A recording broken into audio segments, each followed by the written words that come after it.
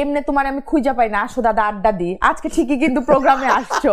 হ্যাঁ, তো টাকা আমাদের সবারই লাগে, তো টাকা সৎ উপায়ে যদি অর্জন করা যায়, ইনকাম করা যায়, দ্যাটস গ্রেট। যদি কখনো তোমার এরকম একটা সুযোগ হয় যে মানে সুরঙ্গের মতো গল্পে, যেখানে এরকম এতগুলো টাকার মালিক হয়ে যাবে, বা তখন কি তোমার এই লোভটা করবে নাকি না? তোমার এরকম না, তোমার জানি এরকম না, বাট অতগুলো টাকার ক্ষেত্রে আমি জানি না।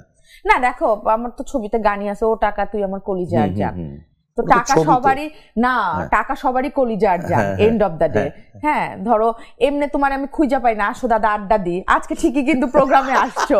হ্যাঁ, তো টাকা আমাদের সবারই লাগে, তো টাকা সৎ উপায়ে যদি অর্জন করা যায়, ইনকাম করা যায়, দ্যাটস গ্রেট। এটা তো অসৎ উপায় ছিল, আমি অসৎ উপায়ের গল্প বলছি। অসৎ উপায় কে দিবে এই টাকা?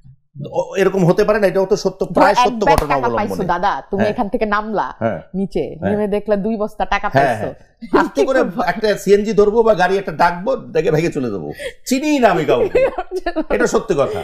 তাহলে যাওয়ার সময় আমাকে নিয়ে যেও। হ্যাঁ, প্রশ্নই আসে না, তোকেও তো চিনি না, আমি তো কাউকেই চিনি না, হু আর ইউ। এটা সত্যি, টাকা টাকা টাকাই, ট্রু, ভেরি ট্রু। আচ্ছা, এখন হচ্ছে যে তমা যেহেতু তার ক্যারিয়ারটাকে একটা পর্যায়ে গিয়ে একটু এদিক ওদিক হয়ে যাওয়া ক্যারিয়ারটাকে আবার সুন্দর করে সাজিয়ে নিয়ে এসছে, তো যেহেতু অনুষ্ঠানের শেষ পর্যন্ত আমি একটু জানতে চাচ্ছি যে তোমার ক্যারিয়ার নিয়ে পরবর্তী পদক্ষেপ বা চিন্তা ভাবনা বা সামনে কি করবে তোমার? আমার দাদা, আমি ঘরে বসে থাকবো, কিন্তু আমি আর আমার কাজের ব্যাপারে কোনো ভুল সিদ্ধান্ত নিব না। বিদেশ যাওয়ার প্ল্যান তো শেষ, মানে আপাতত স্থগিত। বিদেশে ওই সময় আমার প্ল্যানিং ছিল যে আমি একবারে চলে যাবে না, সেই প্ল্যানটা তো আর এখন নেই, আর আগামীতে কোনো প্ল্যান আমার নেই। ভালো কাজ হচ্ছে, যতদিন ভালো কাজ হয়, কিন্তু আমি ওটা বলবো না যে আমি কোনোদিন যাব না, কোনোদিন না।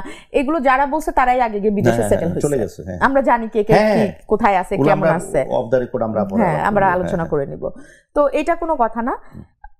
একটা ভালো জীবন যাপনের জন্য যদি তোমার মনে হয় তুমি এখানে সেটা পারছো, তুমি যদি মনে করো এখানে না আমি একটু দূরে গিয়ে পারবো, তার মানে এটা না যে আমার দেশ, আমার মাটি বা আমার এইখানকার সবকিছু আমি ভুলে গেলাম।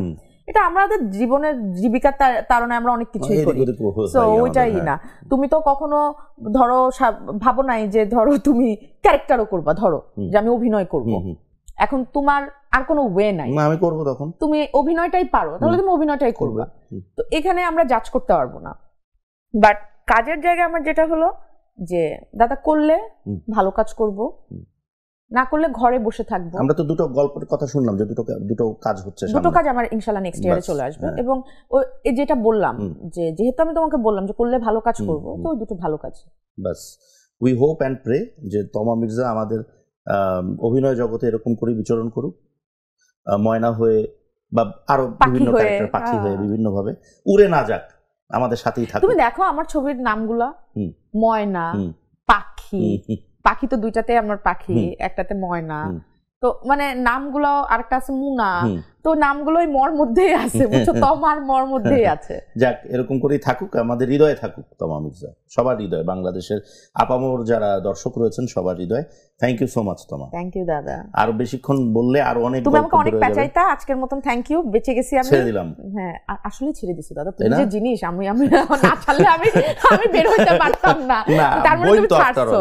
হ্যাঁ, তুমি ছাড়ছো, থ্যাংক ইউ। একটা পর্যায়ে গিয়ে তো ছেড়ে দেবো, থ্যাংক ইউ, অন্য হইলে ছাড়তাম না।